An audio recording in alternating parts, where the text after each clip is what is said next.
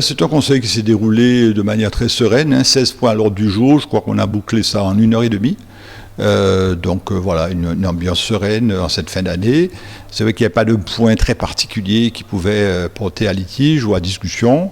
Il y a quand même des éléments importants qui ressortent de ce conseil. Il fallait prononcer ce qu'on appelle des admissions en non-valeur des créances irrécouvrables. Ce sont des créances, c'est-à-dire des financements qu'on nous doit, pour lequel on n'a aucune chance de recouvrer ces créances. Donc le comptable nous demande de les mettre comme quoi ils sont irrecevables. Il faut savoir que ce sont quand même des créances qui datent de la période de 2016 à 2018, donc bien antérieure à notre présence. Nous avons diminué le FPS, vous savez, le PV, ce qu'on appelle le FPS, le forfait post-stationnement. Voilà, il s'est amélioré. Au lieu d'être à 30 €, on le passe à 25 €. Donc c'est un geste qui est fait vis-à-vis des administrés.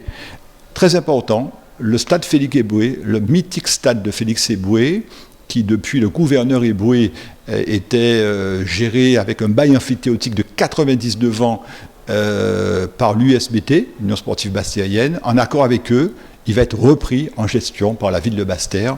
Donc voilà, la ville de Basse-Terre va reprendre la gestion de ce stade en essayant d'y apporter une plus-value. Alors on va être complémentaire du stade de Rivière-des-Pères. Bonne nouvelle, la commission de sécurité est passée, 5 ans après, on pourra jouer au foot à Rivière-des-Pères. Donc la compétition régionale 1 se passera à Rivière-des-Pères.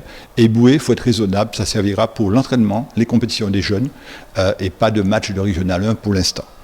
Et enfin, nous avons un projet intéressant qui s'appelle Mon Patrimoine sur Insta, c'est-à-dire c'est un partenariat avec la DAC et les collectivités qui permettent à des jeunes de mieux connaître le patrimoine de la ville, parce que Basse-Terre est une ville très riche sur le plan patrimonial, et donc ça leur permet de pouvoir mieux connaître, faire des photos et s'impliquer davantage dans la culture et la connaissance de cette belle ville qu'est Basse-Terre.